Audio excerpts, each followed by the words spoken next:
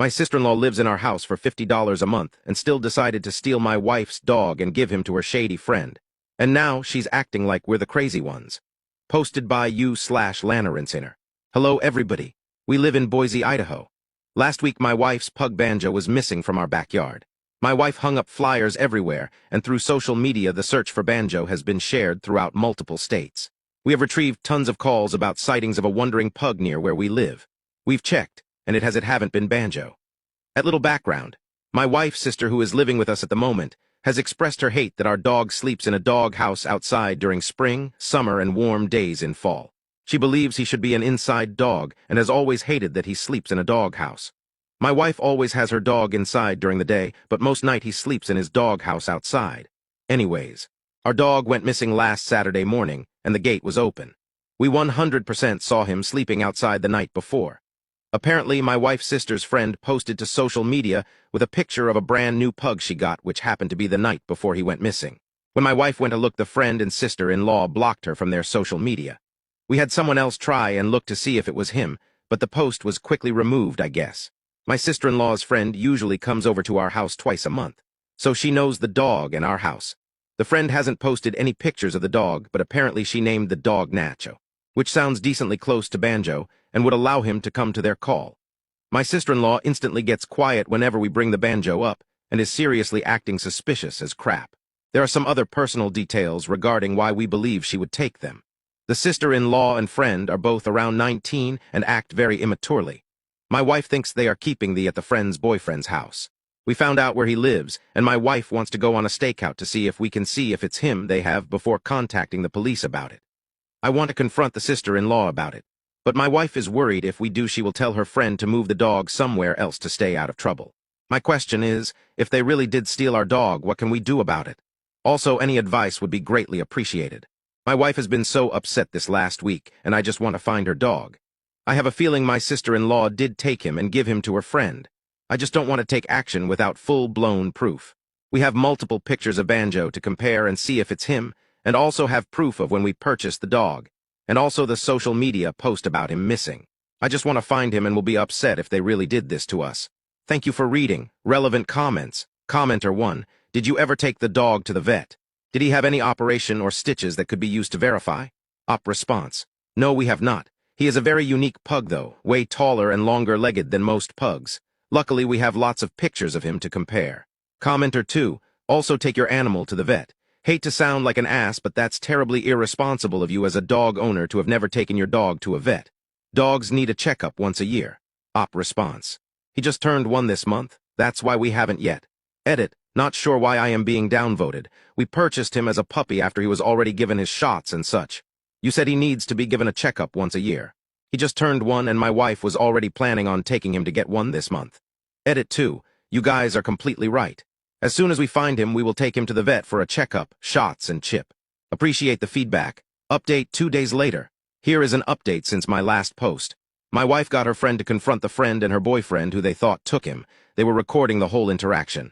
The friend and her boyfriend pretended they had no idea who my wife was, even though the girl has came over to our house multiple times over the years and is best friends with my wife's sister. Our dog Banjo was at the door when they answered. After my wife's friend confronted them and told them they were going to get the police involved, they slammed the door in her face. My wife talked to a cop, but was told they couldn't do anything that night since the couple that took our dog lived in the next by city. My wife gave them information about it all and gave them the girl's number who took the dog. The cop called her and left a voicemail after she didn't answer. The cop then called my wife and told her to go to their house with the cop on the line. They then acted like they didn't have a dog, even though they just saw the dog when they first confronted them. The cop told my wife to leave the house because the girl wouldn't even come to the door to talk to my wife. The cops told my wife they will call her back once the girl responds to the cop's voicemail. 10 minutes later, the girl who stole the dog texted my wife saying they will give her Banjo back as long as they don't involve the cops. Sketchy. They met up with them and got Banjo back while being cussed out for stalking them and finding where they live. Banjo is now home, and I've never seen my wife so happy with tears of joy. As for my wife's sister, who is currently living with us and was a part of the whole process, is playing dumb and acting like she didn't know about it until a couple days ago. We will be having a sit-down discussion with her once she gets home, and will be giving her an eviction notice on when she needs to be moved out. I will let her know, and will be recording the whole conversation, as well as writing an eviction notice document. My wife is beyond upset she would be betrayed by her sister, especially after we were only charging her $50 a month on rent with her own bathroom, letting her use our car to get to work and even feeding her, so she could save up for a vehicle for herself. As much as I hate being mean to people, I can't allow her to live with us any longer and will be cutting off letting her use the car today. I just really hope she learns a lesson from this, just as much as I have. Thanks everyone for the advice and opinions. We really appreciate it. Now on to my next updated. I've read every comment you guys wrote and I completely agree with you all. First off, I've never really had a dog before because I am not an animal person, sadly. My wife, on the other hand, is the biggest animal lover I've ever met. She would literally adopt every animal she has come across if she could. I wasn't aware pugs had such issues sleeping outside, even if he slept in an insulated doghouse. Some more background information is we didn't let him sleep outside until 2 months ago. He would be inside all day until around 7 p.m. and sleep in his doghouse. Around this time, the outside temperature was averaging 70 degrees outside. Another piece of information I've learned is my wife has actually gave Banjo his worming shots and that tick stuff you give a dog. We live in a subdivision with a decent-sized gated backyard, so I wasn't worried about animals attacking him.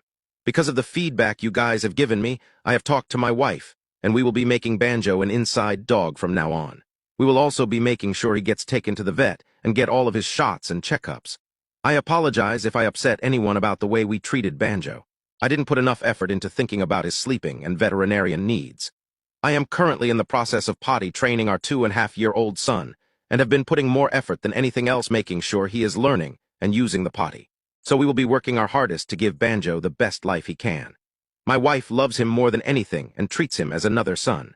I've honestly never seen anyone love a dog as much as my wife loves and treats Banjo.